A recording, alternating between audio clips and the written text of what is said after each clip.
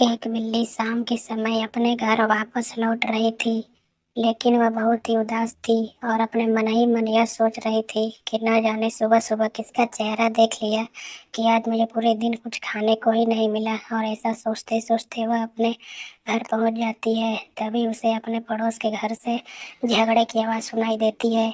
उसके पड़ोस में दो बंदर रहते थे, जो कि दोनों आपस में भाई थे। वे किसी बात को लेकर के आपस में झगड़ा कर रहे थे।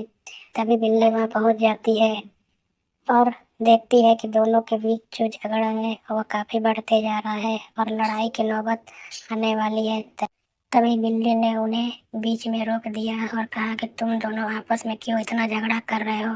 तब एक बंदर ने कहा कि हम दोनों ने बराबर मेहनत करके खीर बनाई, लेकिन यह मेरा भाई बड़ा होने के कारण यह कह रहा है कि मुझे ज्यादा खीर मिलना चाहिए क्योंकि मैं बड़ा हूँ।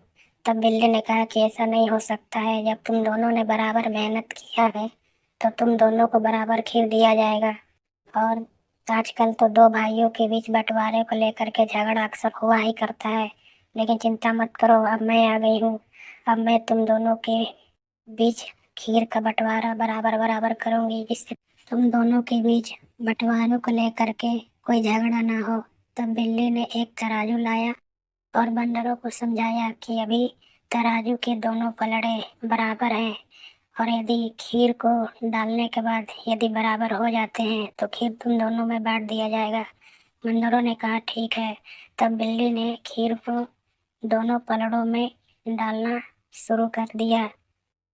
दोनों पलड़ों में डालने के बाद तराजू जो है उसका एक पलड़ा नीचे रह जाता है क्योंकि खीर ज्यादा रहता है। तब बिल्ली ने कहा कि अब मैं तराजू के दोनों पलड़ों को बराबर करूंगी, लेकिन तुम दोनों मुझे बीच में टोकना मत, नहीं तो बराबर करने में थोड़ी समस्या आ सकती है। इसलिए अब बिल्ली इसे बराबर करना शुरू करती है।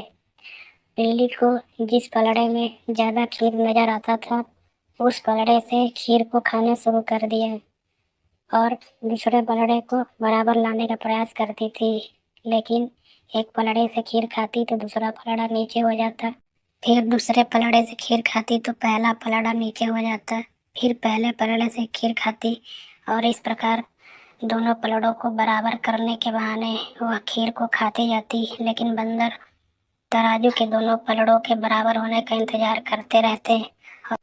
इस प्रकार बिल्ली के काफी मेहनत के बाद तराजू के दोनों पलड़े बराबर हो गए। तब बंदरों के चेहरे पर थोड़ी मुस्कान आई कि अब उन्हें खीर खाने को मिलेगा। तब बिल्ली ने कहा कि लो, तराजू के दोनों पलड़े बराबर हो गए, लेकिन दुख की बात यह है कि अब तराजू में खीर ही नहीं बचा है।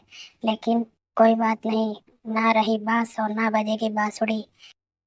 जिस खीर के बंटवारे के कारण तुम दोनों आपस में झगड़ा कर रहे थे अब वह नहीं बची, लेकिन चिंता की कोई बात नहीं है। अगली बार जब तुम दोनों खीर बनाना तो आपस में झगड़ा करने से पहले ही मुझे बुला लेना, ताकि मैं तुम दोनों के बीच खीर का बंटवारा बराबर कर सकूं, ताकि घर में शांति बनी रहे और बंटवारे को लेकर के झगड़े लड़ाई की नौबत ना आए।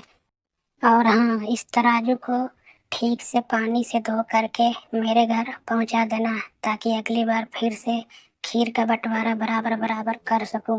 और ऐसा कह करके बिल्ली वहां से चली जाती है। बंदर एक दूसरे का चेहरा और तराजू को देखते रह जाते हैं और वे मन ही मन सोचते हैं कि आखिर ये हुआ क्या।